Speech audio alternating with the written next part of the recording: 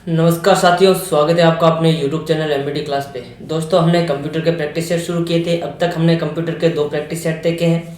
आज आपके सामने कंप्यूटर का जो प्रैक्टिस सेट है ये है 03 और आज हम कंप्यूटर से रिलेटेड 23 महत्वपूर्ण प्रश्नोत्तर लेंगे। तो दोस्तों शुरू करेंगे। शुरू करने से पहले वीडियो को लाइक जरूर करें, अपने मित्रों के साथ ज़्यादा से ज़्यादा शेयर करें दोस्तों, ताकि ये वीडियो आगे तक आगे जाए और लोगों को ज़्यादा से ज़्यादा फायदा मिले। तो दोस्तों शुरू करेंगे। शुरू करने से पहले अगर आप एमबीडी क्लास के यूट्यूब चैनल पर नए हो तो एमबीडी क्लास के यूट्यूब चैनल को सब्सक्राइब जरूर करें, साथ ही में बेल आइकन को ऑन जरूर करें दोस्तों, ताकि हमारा नोटिफिकेशन आप तक पहुंचते रहे। तो शुरू करेंगे कंप्यूटर के 30 एमसीक्यूज।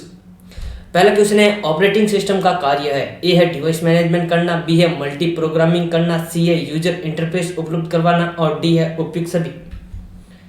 ऑपरेटिंग सिस्टम, दोस्तों आपको पता होना चाहिए ऑपरेटिंग सिस्टम होता क्या है, तो ठीक है ना। तो ऑपरेटिंग सिस्टम में जो भी कार्य है आपको याद रखना बहुत ही जरूरी है। तो दोस्तों इसका राइट आंसर हो जाएगा उपयुक्त सभी। ऑपरेटिंग सिस्टम होता है दोस्तों जो कि आपके कंप्यूटर का जो डिवाइस मैनेजमेंट का कार्य करता है, मल्टी प्रोग्रामिंग का कार्य करता है, मल्टी प्रोसेसिंग का कार्य करता है, ठीक है। इसके अलावा यूजर इंटरफेस उपलब्ध करवाने का कार्य भी आपके ऑपरेटिंग सिस्टम ही करता है, यानी कि ऑपरेटिंग सिस्टम आपके कंप्यूटर को पूरा मैनेजमेंट करता है। तो इसका राइट आंसर हो जाएगा डी। अगला क्वेश्चन है जब हम कंप्यूटर को ऑन या चालू करते हैं तो निम्न में से कौन सी प्रक्रिया होती है। ए कोल्ड बूटिंग, बी है वार्म बूटिंग, सी है उपयुक्त दोनों और डी है डेस्कटॉप डाउनलोडिंग। जब हम कंप्यूटर को ऑन करते हैं या चालू करते हैं तो कौन सी प्रक्रिया होती है। तो दोस्तों इसका राइट आंसर हो जाएगा कोल्ड बूटिंग। बूटिंग की प्रक्रिया होती है दोस्तों। बूटिंग 2 प्रकार की होती है, कोल्ड और वार्म। जब हम कंप्यूटर को ऑन करते हैं, ऑन करते ही जो प्रक्रिया चालू होती है दोस्तों वो कहलाती है आपके कोल्ड बूटिंग, ठीक है ना। तो इसका राइट आंसर ए हो जाएगा। अगला क्वेश्चन है बूटिंग के लिए जो शुरुआती आवश्यक प्रोग्राम कहां पर स्टोरेज होते हैं। ए रोम में, बी रैम, सी है हार्ड डिस्क और डी है सीडी में। बूटिंग के लिए जो शुरुआती आवश्यक प्रोग्राम कहां पर स्टोरेज होते हैं, तो दोस्तों इसका राइट आंसर हो जाएगा रोम। जो बूटिंग के लिए जो शुरुआती आवश्यक प्रोग्राम है वो रोम में स्टोरेज होते हैं। बूटिंग होती क्या है दोस्तों, तो याद रखना दोस्तों, हार्ड डिस्क का, किसका, हार्ड डिस्क का रैम में लोड हो जाना बूटिंग कहलाता है। जबकि बूटिंग के जो आवश्यक प्रोग्राम होते हैं शुरुआती वो किस में होते हैं, रोम में होते हैं। जबकि बूटिंग क्या होती है, हार्ड डिस्क का रैम में लोड होना बूटिंग कहलाता है। ये 2 प्रकार की होती है, कोल्ड बूटिंग और वार्म बूटिंग। कोल्ड बूटिंग के बारे में अभी हमने बात की है, वार्म बूटिंग के बारे में आगे बात करेंगे। तो इसका राइट आंसर हो जाएगा ए। अगला क्वेश्चन है यूपीएस का पूर्ण रूप है। ए है अनइंटरप्टेड पल्ले सर्विस, बी है अनइंटरप्टेड पावर सर्विस, सी है यूजलेस पावर सप्लाई और डी है अनइंटरप्टेड पावर सप्लाई। यूपीएस दोस्तों जब लाइट कट जाती है, लाइट चली जाती है तो आपके यूपीएस प्रयोग किया जाता है, ठीक है ना, ताकि किसी तरीके की कोई प्रॉब्लम ना हो। तो दोस्तों यूपीएस की फुल फॉर्म क्या है, तो इसकी फुल फॉर्म है दोस्तों अनइंटरप्टेड पावर सप्लाई, ठीक है ना। तो इसका राइट आंसर हो जाएगा डी। अगला क्वेश्चन है निम्न में से कौन सा operating system single user operating system है। ए है विंडो 95, बी है विंडो 8.1, सी है विंडो एक्सपी और डी है window 7। Single user operating system, दोस्तों आपको याद रखना है single user operating system, multi user operating system, ये एग्जाम में कई बार पूछे जाते हैं। तो दोस्तों इसका राइट आंसर है आपके विंडो 95। ये आपका सिंगल यूजर ऑपरेटिंग सिस्टम है दोस्तों। विंडो 95 है, विंडो 98 है, एमएस डॉस है, ये तीनों के तीनों क्या है, सिंगल यूजर ऑपरेटिंग सिस्टम है। तो इसका राइट आंसर ए हो जाएगा। और विंडो के जितने भी आपके जो आधुनिक वर्जन है, नवीनतम वर्जन है, वो सारे के सारे मल्टी यूजर है, ठीक है ना। अगला क्वेश्चन है CLI का पूर्ण रूप है। CLI का पूर्ण रूप है। ए है कमांड लाइन इंटरफेस, बी है कॉम्बाइंड लाइन इंटरफेस, सी है कॉमन लाइन इंटरचेंज और डी है कमांड लेवल इंटरफेस। CLI का पूर्ण रूप दोस्तों ये आपके एक प्रकार का इंटरफेस है, ठीक है ना। तो दोस्तों CLI को आपके CUI भी कहा जाता है। क्या कहा जाता है, CUI, जिसे हम कहते हैं कैरेक्टर यूजर इंटरफेस। और एक होता है GUI जो होता है आपके ग्राफिकल यूजर इंटरफेस, ठीक है ना। तो CLI की फुल फॉर्म होती है दोस्तों command line interface. Option A right answer होगा। और CLI को ही आपके CUI कहा जाता है। याद रखना दोस्तों, CUI किसे कहा जाता है, CLI को, ठीक है ना। तो इसका राइट आंसर हो जाएगा ए, कमांड लाइन इंटरफेस। अगला क्वेश्चन है निम्न में से कौन सा एक ऑपरेटिंग सिस्टम का प्रकार नहीं है। ऑप्शन ए है बेस टाइम ओएस, बी है कमांड लाइन ओएस, सी है रियल टाइम ओएस और डी है डिस्ट्रीब्यूटेड ओएस। ओएस का मतलब है दोस्तों ऑपरेटिंग सिस्टम। तो निम्न में से कौन सा एक ऑपरेटिंग सिस्टम का प्रकार नहीं है? तो दोस्तों इसका राइट आंसर हो जाएगा आपके बी, कमांड लाइन ओएस। ये कमांड लाइन कोई ओएस नहीं होता है, ये आपका एक इंटरफेस होता है। अभी हमने देखा था CLI, कमांड लाइन इंटरफेस होता है, कमांड लाइन ओएस नहीं होता है। जबकि बेस टाइम ऑपरेटिंग सिस्टम होता है, रियल टाइम ऑपरेटिंग सिस्टम होता है, डिस्ट्रीब्यूटेड ऑपरेटिंग सिस्टम होता है। तो इसका राइट आंसर हो जाएगा बी। अगला क्वेश्चन है, निम्न में से कौन सा एक ऑपरेटिंग सिस्टम का उदाहरण नहीं है? ऑप्शन ए है iOS, बी है macOS, सी है MS ऑफिस और डी है MS DOS। निम्न में से कौन सा एक ऑपरेटिंग सिस्टम का उदाहरण नहीं है? तो दोस्तों इसका राइट आंसर हो जाएगा आपके MS ऑफिस। MS ऑफिस है एक एप्लीकेशन सॉफ्टवेयर है। कैसा है? एप्लीकेशन सॉफ्टवेयर है, जो कि एक आपका ऑपरेटिंग सिस्टम नहीं है। जबकि iOS है, macOS है, MS DOS है, विंडो है, ठीक है, यूनिक्स है, लाइनक्स है, ये सारे के सारे क्या आपके ऑपरेटिंग सिस्टम के उदाहरण है। जबकि MS ऑफिस क्या है? एक एप्लीकेशन सॉफ्टवेयर है। अगला क्वेश्चन है, माइक्रोसॉफ्ट कंपनी के सह संस्थापक है। ए है बिल गेट्स, बी है एलन मस्क, सी है पॉल एलन और डी है किमी और थॉमस। बहुत इंपॉर्टेंट है दोस्तों माइक्रोसॉफ्ट का मुख्यालय भी आपको बहुत ध्यान रखना है, ठीक है ना। तो दोस्तों माइक्रोसॉफ्ट के जो संस्थापक है, संस्थापक तो आपके बिल गेट्स है। संस्थापक कौन है? Bill Gates. जबकि आपके सह संस्थापक है दोस्तों, वो है आपके पॉल एलन। कौन है? Paul Allen. यानी कि माइक्रोसॉफ्ट को जो बनाने वाले हैं दोस्तों, वो आपके पॉल एलन है। कौन है? पॉल एलन, ठीक है। तो इसका राइट आंसर हो जाएगा सी। अगला क्वेश्चन है, माइक्रोसॉफ्ट कंपनी का मुख्यालय स्थित है। ए लाओस, बी रेडमंड, सी है इक्वाडोर और डी है हुआ। माइक्रोसॉफ्ट का मुख्यालय दोस्तों, वैसे माइक्रोसॉफ्ट का मुख्यालय लगभग सभी को पता है वाशिंगटन डीसी में। अब वाशिंगटन डीसी में कहाँ पे है? तो दोस्तों वो है आपका रेडमंड में। कहाँ पे है? रेडमंड में। तो इसका राइट आंसर हो जाएगा बी। माइक्रोसॉफ्ट कंपनी का मुख्यालय कहाँ पे है? Redmond, Washington DC. अगला क्वेश्चन है, किस ऑपरेटिंग सिस्टम में एंटीवायरस की जरूरत नहीं होती है? ए एंड्रॉइड, बी macOS और सी है लाइनक्स और डी है MS DOS। किस ऑपरेटिंग सिस्टम में एंटीवायरस की जरूरत नहीं होती है? तो दोस्तों कहने का मतलब कौन सा आपका ऑपरेटिंग सिस्टम है जो वायरस प्रूफ होता है? तो दोस्तों वो होता है आपके लाइनक्स। याद रखना, लाइनक्स होता है, एंटीवायरस की जरूरत नहीं होती है, वायरस प्रूफ एक ऑपरेटिंग सिस्टम होता है। अगला क्वेश्चन है, निम्न में से मल्टी यूजर ऑपरेटिंग सिस्टम है। ए है विंडो 95, बी है विंडो 98, सी है यूनिक्स और डी है MS DOS।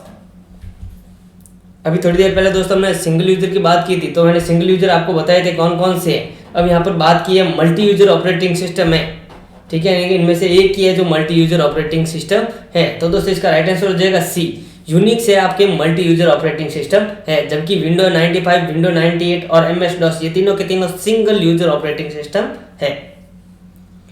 अगला क्वेश्चन है, किस ऑपरेटिंग सिस्टम में सभी कार्यों का एक समूह बनाकर प्रोसेस किया जाता है? ए बेस टाइम OS, बी है मल्टी प्रोग्रामिंग OS, सी है रियल टाइम OS और डी है डिस्ट्रीब्यूटेड OS।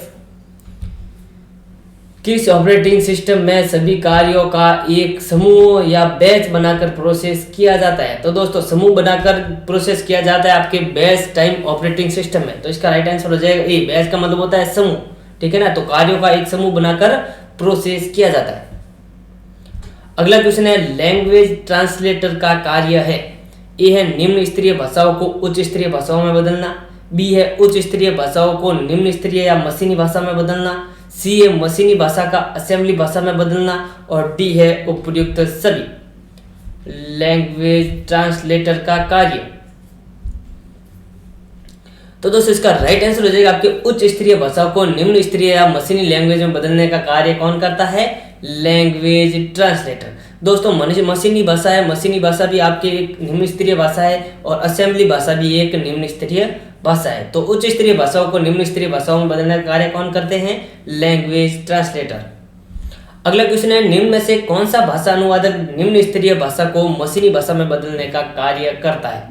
ए असेंबलर, बी कंपाइलर, सी है इंटरप्रेटर और डी है उपयुक्त सभी।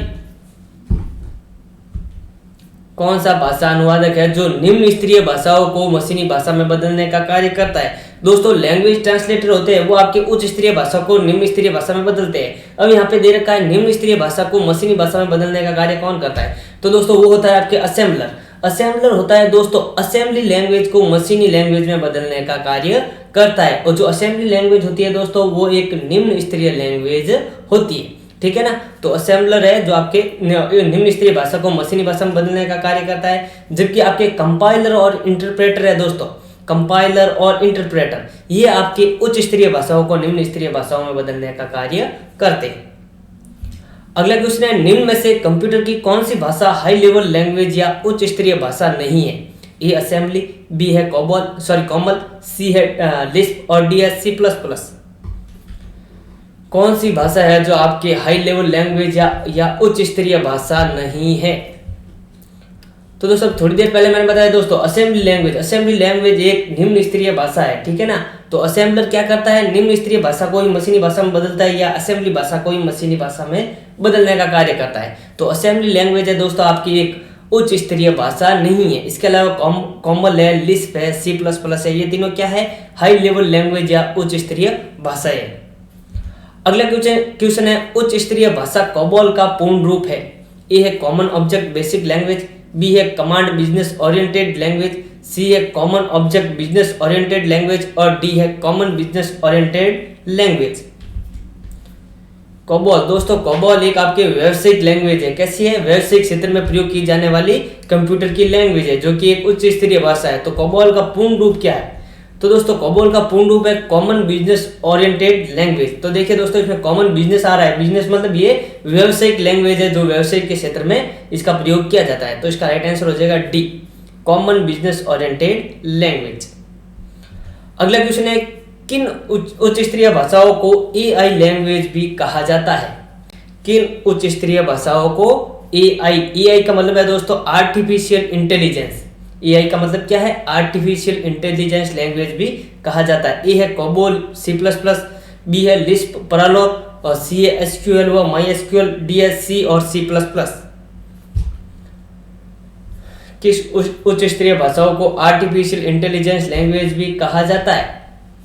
तो दोस्तों इसका राइट आंसर हो जाएगा आपके बी, लिस्प और प्रोलॉग। ये दो लैंग्वेज ऐसी है दोस्तों जिनको आपके AI लैंग्वेज भी कहा जाता है या कृत्रिम बुद्धिमत्ता के लिए प्रयोग की जाने वाली लैंग्वेज कौन सी है? लिस्प और प्रोलॉग। तो इसका राइट आंसर हो जाएगा बी। अगला क्वेश्चन है, DBMS का पूर्ण रूप है? ए डेटाबेस मैनेजमेंट स्टोरेज, बी है डेटाबेस मैनेजमेंट स्टोरेज, सी है डेटाबेस मैनेजमेंट सिस्टम और डी है डेटाबेस मैनेजमेंट सिस्टम। DBMS। तो दोस्तों DBMS की जो फुल फॉर्म है दोस्तों वो है आपके database management system. Option C right answer होगा। अगला क्वेश्चन है, निम्न में से प्लग एंड प्ले डिवाइस नहीं है? प्लग एंड प्ले डिवाइस नहीं है। ए प्रिंटर, बी माउस, सी कीबोर्ड और डी है पेन ड्राइव। दोस्तों प्लग एंड प्ले डिवाइस का मतलब क्या होता है कि जिस डिवाइस के लिए या जिस हार्डवेयर के लिए आप कह सकते हो आउटपुट के लिए, ठीक है ना। तो जो भी डिवाइस है उसके लिए हमें ड्राइवर की जरूरत नहीं होती है, वो कहलाते हैं आपके प्लग एंड प्ले ड्राइव्स। जहाँ कहने का मतलब पिन लगी और डायरेक्ट यूज कर सकते हैं, किसी ड्राइवर की आवश्यकता नहीं होती है। तो दोस्तों आपका प्रिंटर है वो आपका प्लग एंड प्ले डिवाइस नहीं है। प्लग एंड प्रिंटर के लिए आपको पता होगा कंप्यूटर में हमें ड्राइवर की जरूरत होती है, प्रिंटर चलाने के लिए ड्राइवर की जरूरत होती है ना। तो वो एक प्लग एंड प्ले डिवाइस नहीं है। जबकि माउस है, माउस को डायरेक्ट पिन लगे CPU के पीछे यूज कर सकते हैं, कीबोर्ड भी डायरेक्ट यूज कर सकते हैं और पेन ड्राइव भी डायरेक्ट लगे और कंप्यूटर के अंदर ओपन कर सकते हैं। इसके लिए किसी की ड्राइवर की जरूरत नहीं होती है, ठीक है ना। तो प्रिंटर है आपका प्लग एंड प्ले डिवाइस नहीं है। अगला क्वेश्चन है, निम्न में से कौन सा एक एप्लीकेशन सॉफ्टवेयर नहीं है? ए है MS ऑफिस, बी है गेम, सी है टैली और डी है MS DOS। निम्न में से कौन सा एक एप्लीकेशन सॉफ्टवेयर नहीं है? तो दोस्तों इसका राइट आंसर हो जाएगा MS DOS। MS DOS है क्या है? तो दोस्तों MS DOS एक ऑपरेटिंग सिस्टम है, ठीक है ना। इसके अलावा MS ऑफिस, गेम, टैली है, ठीक है ना, कोरल ड्रॉ है, ये सारे के सारे क्या है? एप्लीकेशन सॉफ्टवेयर है। जबकि MS DOS क्या है? ऑपरेटिंग सिस्टम है। तो इसका राइट आंसर डी हो जाएगा। अगला क्वेश्चन है, एप्पल कंपनी का मुख्यालय स्थित है? ए वॉशिंगटन, बी है वॉशिंगटन DC, सी है कैलिफोर्निया और डी है शिकागो।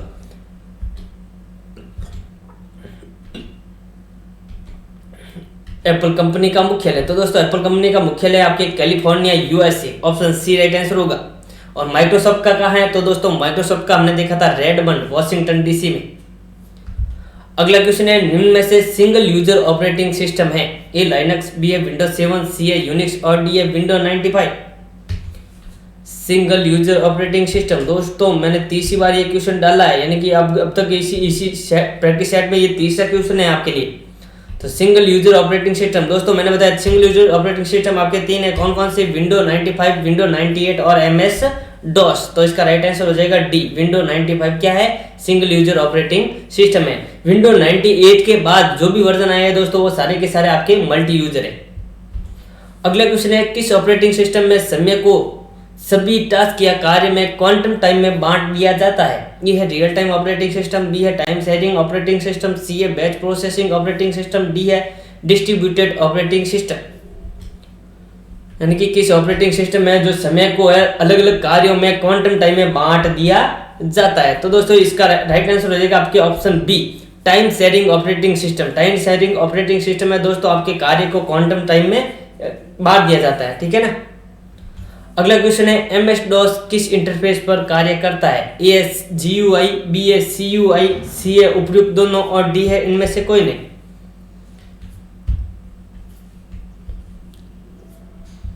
MS DOS किस इंटरफेस पर कार्य करता है? तो दोस्तों MS DOS है ये आपके CUI यानी कि कैरेक्टर यूजर इंटरफेस पर कार्य करता है। तो इसका राइट आंसर बी हो जाएगा। जबकि दोस्तों आपके विंडो है, विंडो किस पे कार्य करता है? विंडो करता है GUI। GUI का मतलब होता है ग्राफिकल यूजर इंटरफेस, ठीक है। इसके अलावा दोस्तों MS DOS है आपके CUI और CUI को आपके CLI कहा जाता है। अभी हमने पीछे पढ़ा था CLI। CLI की फुल फॉर्म होती है दोस्तों कमांड लाइन इंटरफेस। तो इसका राइट आंसर बी हो जाएगा। अगला क्वेश्चन है, जब हम अपने कंप्यूटर को रीस्टार्ट करते हैं तो निम्न में से कौन सी प्रक्रिया होती है? ए है कोल्ड बूटिंग, बी है वार्म बूटिंग, सी है डाउनलोडिंग और डी है अपलोडिंग। जब हम कंप्यूटर को रीस्टार्ट करते हैं तो निम्न में से कौन सी प्रक्रिया शुरू होती है? दोस्तों जब हम कंप्यूटर को चालू करते हैं तो वार्म बूटिंग होती है, कौन सी, सॉरी कोल्ड बूटिंग होती है। चालू करते हैं तो कोल्ड बूटिंग होती है, और जब हम कंप्यूटर को रीस्टार्ट करते हैं दोस्तों तो होती है वार्म बूटिंग। कौन सी बूटिंग होती है? Warm booting. तो दोस्तों मैंने बताया बूटिंग दो प्रकार की होती है, कौन कौन सी, कोल्ड बूटिंग और वार्म बूटिंग। कोल्ड बूटिंग कब होती है? जब हम कंप्यूटर को स्टार्ट करते हैं, ठीक है। और वार्म बूटिंग कब होती है? वार्म बूटिंग होती है दोस्तों जब हम कंप्यूटर को रीस्टार्ट करते हैं, याद रखना, ठीक है ना। तो इसका राइट आंसर हो जाएगा बी। अगला क्वेश्चन है, लेजर प्रिंटर निम्न में से किस प्रिंटर का उदाहरण है? ए पेज प्रिंटर, बी है लाइन प्रिंटर, सी है कैरेक्टर प्रिंटर, डी है इनमें से कोई नहीं। लेजर प्रिंटर, दोस्तों लेजर प्रिंटर के आविष्कार कौन है? तो मैंने बताया था आपको गैरी स्टॉकवेदर। अगर आपने पिछली प्रैक्टिस सेट देखा है तो मैंने इनके बारे में बिल्कुल बताया है, बहुत जानकारी दी है।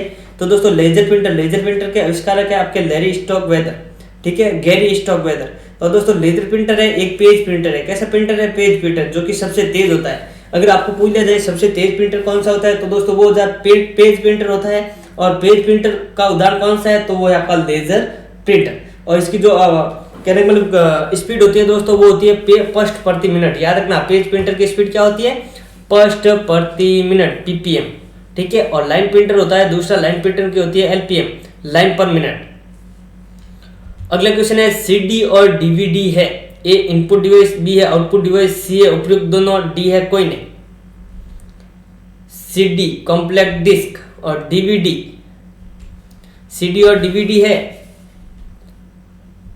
तो दोस्तों इसका राइट आंसर हो जाएगा इनपुट और डिवाइस भी है और आउटपुट डिवाइस भी है। तो ऑप्शन सी राइट आंसर होगा। CD और DVD क्या है? इनपुट डिवाइस भी है और आउटपुट डिवाइस भी है।